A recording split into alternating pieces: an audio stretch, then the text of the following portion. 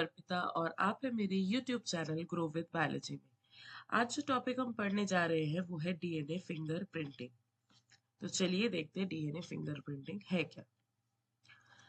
तो DNA fingerprinting एक molecular biology का टेक्निक है जो आप यूज करते हैं इंसानों को पहचानने के लिए। इंसानों को पहचानना मतलब हर एक इंसान के पास खुद का डीएनए फिंगरप्रिंट होता है जो किसी के साथ भी मैच नहीं करता है। तो सिमिलर होता है पर मैच नहीं करता। एग्जैक्टली मैचेस जिसको हम 100% मैचिंग बोलते हैं, ऐसा उस पर्सन का उसी पर्सन के डीएनए के साथ हो सकता है। बाकी relatives, friends, brothers sisters, brothers brothers, twins, इन सब में भी 100% मैचिंग नहीं होता है, क्योंकि हर एक डीएनए में कुछ पार्ट होता है जिसको हम बोलते हैं वेरिएबल सीक्वेंसेस।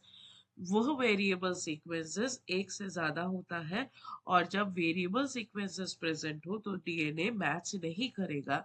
इस पूरे क्राइटेरिया को बोला जाता है पॉलीमॉर्फिज्म, जहाँ पे एक पर्सन का इंडिविजुअल, एक पर्सन का डीएनए उसी पर्सन से आइडेंटिकल होता है और बाकी सबसे डिफर करता है।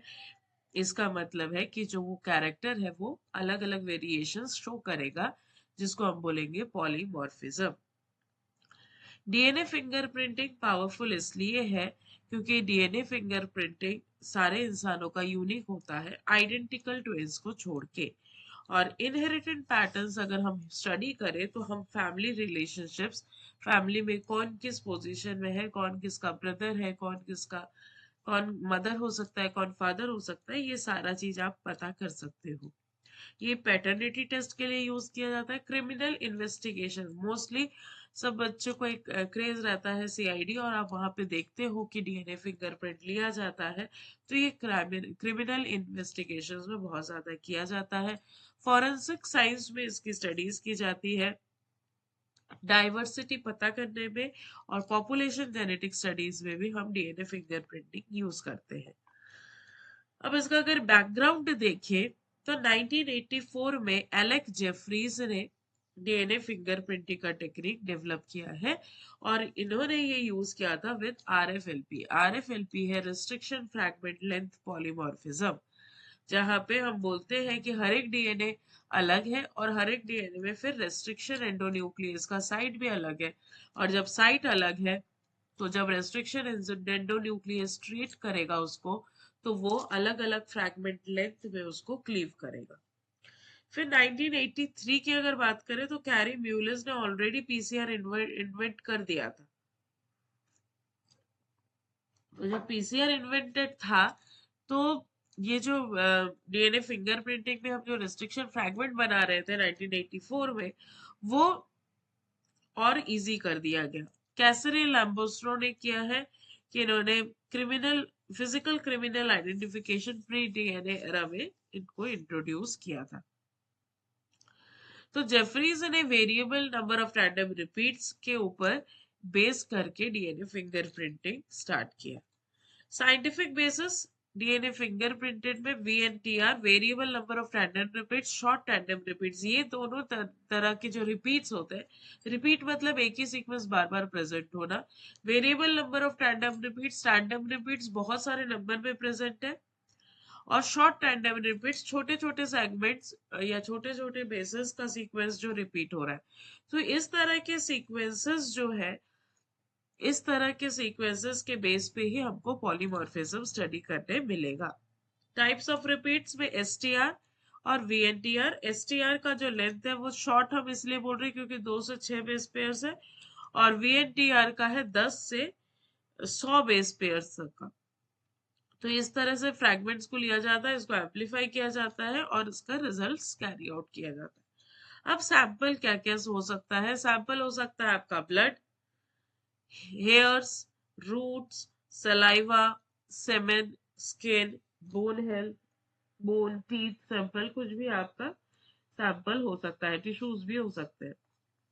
अब आते हैं क्लासिकल मेथड, तो इसको हम RFLP based DNA fingerprint printing method बोलते हैं। इसमें सबसे पहला स्टेप है डीएनए आइसोलेट करना, फिर रेस्ट्रिक्शन डाइजेशन करना, और फिर इलेक्ट्रोफोरेसिस करना।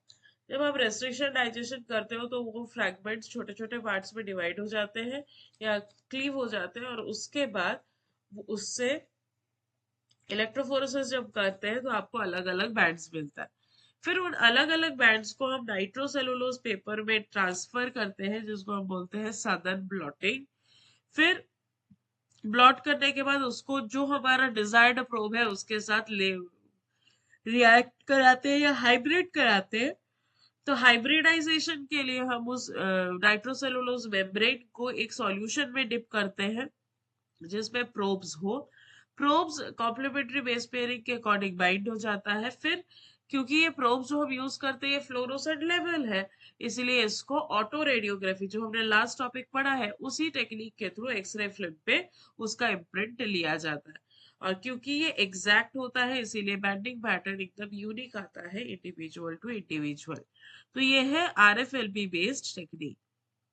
एक्सट्रैक्शन किया, इलेक्ट्रोफोरेसिस किया, मेम्ब्रेन में ट्रांसफर किया, डाइजेशन करने के बाद मेम्ब्रेन में ट्रांसफर किया, मेम्ब्रेन में ट्रांसफर करने के बाद प्रोब से लेबलिंग की और एक्सरे फिल्म में देख लिया। यही मेथड्स को आप देख सकते हो। डीएनए सैंपल, डीएनए एक्सट्रैक्ट किया, ब्लड सैंपल, डीएनए एक्सट्रैक्ट किया, डीएनए को रेस्ट्रिक्शन एंजाइम से फ्रैगमेंट किया, इलेक्ट्रोफोरेसिस हुआ, फिर से ऊपर में एक में मैंने मेम्ब्रेन रखा हुआ है और फिर वो वहां पे ट्रांसफर हो जाएगा। एक्सेस प्रोब्स को वॉश ऑफ कर दिया, वॉश ऑफ करने पर एक्सरे फ्लिप पे डेवलप किया। सेम डायग्राम से थोड़ा सा ओरिएंटेशन अलग है, पर क्लियरली आप समझिए कि पहले एक्सट्रैक्शन होगा, डाइजेशन होगा, फिर उसका एम्प्लीफिकेशन होगा, एम्प्लीफिकेशन होके इलेक्ट्रोफोरेसिस होने के बाद प्रोब से लेबलिंग होगी और उसके बाद फिंगरप्रिंटिंग का इमेज डेवलप किया जाएगा एक्सरे फिल्म पे।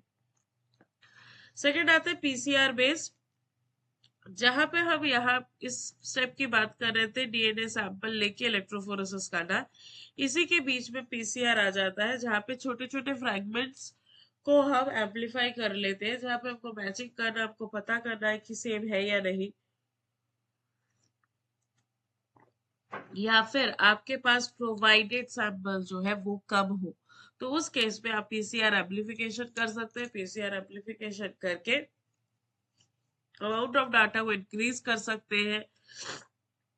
STR जिसमें शॉर्ट रैंडम रिपीट्स होते हैं उसके फ्रैगमेंट्स को आप रिपीट कर लीजिए, उसी के फ्रैगमेंट्स को आप एम्पलीफाई कर लीजिए ताकि एक डिटेक्टेबल अमाउंट तक वो एम्पलीफाई हो जाए और आप उसको डिटेक्ट कर सकें। एडवांटेजेस है कि ये स्मॉल, वेरी स्मॉल सैंपल्स है तो भी आप इसको इजीली रन कर सकते हैं और ये हाईली एक्यूरेट और रैपिड रिजल्ट देता है। 2% का जब आप STR मैच करते हो तो वो कहीं कहीं पे मैच करेगा और कहीं पे नहीं करेगा, पर मल्टीपल STR लोकस पे अगर मैच कर रहा है तो फिर वो यूनिक प्रोफाइल है।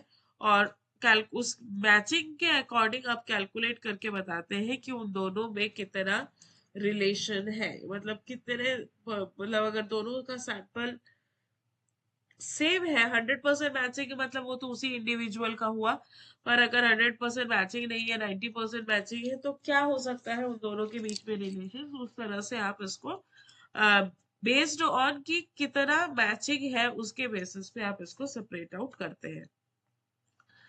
एप्लीकेशंस जैसे मैंने अभी पहले डिस्कस किया, फॉरेंसिक साइंस में क्राइम सीन एनालिसिस में कर सकते हैं, विक्टिम का आइडेंटिफिकेशन में करते हैं, क्रिमिनल जस्टिस में कंफर्मेशन करने के लिए कि वो सस्पेक्ट इन्वॉल्व है या नहीं, पैटर्निटी और मैटर्निटी टेस्ट में बायोलॉजिकल रिलेशनशिप निकालने में किया जाता है, एंथ्रोपोलॉजी और इवोल्यूशन इसमें आप जेनेटिक डाइवर्सिटी और माइग्रेशन पैटर्न पता करने के लिए आप इसको करते हो। वाइल्ड लाइफ फॉरेंसिक्स में जो पोच्ड एनिमल्स है, एनिमल प्रोडक्ट्स है, उनको आइडेंटिफाई करने के लिए यूज किया जाता है। मेडिकल साइंसेस में जो डिजीज्ड है, हेरिडेटरी डिजीज मार्कर है, उसके आइडेंटिफिकेशन में इसको यूज किया जाता है। ये है आपका ओवरऑल एप्लीकेशन। एडवांटेजेस, एक्यूरेट है, रिलायबल है, स्मॉल अमाउंट ऑफ सैंपल से आप इजीली कर सकते हैं, डीएनए डाटाबेस आपके पास स्टोर हो सकता है, और पीसीआर बेस्ड है तो थोड़े छोटे से सैंपल्स के साथ, एकदम माइक्रोग्राम के सैंपल के साथ आप इस एक्सपेरिमेंट को अच्छे से परफॉर्म कर सकते हैं। लिमिटेशन ये है क्योंकि आपको पीसीआर इन्वॉल्व है, रेस्ट्रिक्शन एंजाइम्स डाइजेशन इन्वॉल्व है, तो इसलिए आपको जो एक्सपेरिमेंट करने वाला है वो स्पेशलाइज्ड होना चाहिए। रिजल्ट्स आने के बाद सैंपल का कंटामिनेशन हो सकता है अगर आपने कुछ अच्छे से लेबलिंग नहीं किया है, और ये एथिकल इश्यूज के अकॉर्डिंग ही होना चाहिए। उसमें कल्चरल या लीगल रिस्ट्रिक्शंस आपको मेंटेन करते हुए चलना है। एथिकल एंड सोशल इश्यूज, इसमें जेनेटिक प्राइवेसी मेंटेन रहना चाहिए, कोई भी रिपोर्ट लीक नहीं होना चाहिए। डीएनए सर्वेलेंस के लिए अनऑथराइज्ड पर्संस को आप हायर नहीं कर सकते हो। किसी भी नॉन ऑथराइज्ड लैब में आप टेस्टिंग नहीं कर सकते हैं। डिस्क्रिमिनेशन किसी के बेसिस पे कि इस तरह से रिपोर्ट्स आए हैं इसीलिए आप डिस्क्रिमिनेट कर रहे हैं, तो वो मतलब लीगली ऑफेंस है। और ये स्ट्रिक्ट लीगल रेगुलेशन के अंडर करती होता है। हर जगह पे डीएनए फिंगरप्रिंटिंग नहीं किया जाता है। कुछ रेस्ट्रिक्शन लैब्स है जिनको परमिशन मिला हुआ है करने का, वही कर सकते हैं। तो फाइनली हम कंक्लूड कर सकते हैं कि डीएनए फिंगरप्रिंटिंग एक पावरफुल आइडेंटिफिकेशन टेक्नोलॉजी है जो आप medical science, forensic science, diagnosis, research में यूज किया जाता है। इसमें दो तरह का होता है, एक होता है पीसीआर बेस्ड और एक होता है नॉन पीसीआर बेस्ड। इसमें वीएनटीआर और एसटीआर की प्रोफाइलिंग आप करके इजीली उसको सॉर्ट आउट कर सकते हैं। इलेक्ट्रोफोरेसिस करके आप मैचिंग कर सकते हैं। तो ये है डीएनए फिंगरप्रिंटिंग। बहुत छोटा सा टॉपिक था और काफी एप्लीकेटिव टॉपिक्स है ये सारे, जो अब हम कुछ दिनों से पढ़ रहे हैं। जैसे ऑटो रेडियोग्राफी हुआ, रेडियो आइसोटोप्स टेक्निक हो गया, और आज ये कंप्लीट होता है डीएनए फिंगरप्रिंटिंग। अपकमिंग में हम स्टार्ट करने वाले हैं क्रोमैटोग्राफी का सीरीज। तो आप लोग के सिलेबस में जो भी क्रोमैटोग्राफी इन्वॉल्व हो या जो मेंशन हो, उसको आप कमेंट सेक्शन में लिख सकते हैं। आप कहाँ से वीडियो देख रहे हैं, बिल्कुल उसको कमेंट सेक्शन में देखिए। जब आप वीडियोस ऑन कर रहे हैं यूट्यूब में, आप उसको क्लिक करके सुनना स्टार्ट करते हैं, तो तुरंत आप लिखिए कि आप कहाँ से देख रहे हैं। और आपको अच्छा लगे तो उसको लाइक करिए, शेयर करिए, सब्सक्राइब करिए, ताकि अपकमिंग वीडियो जो पेपर क्रोमैटोग्राफी पे होगा और क्रोमैटोग्राफी के सारे टाइप्स आगे भी इकट्ठे कवर किए जाएंगे, वो सब आप तक पहुंच सके। Thank you and happy study.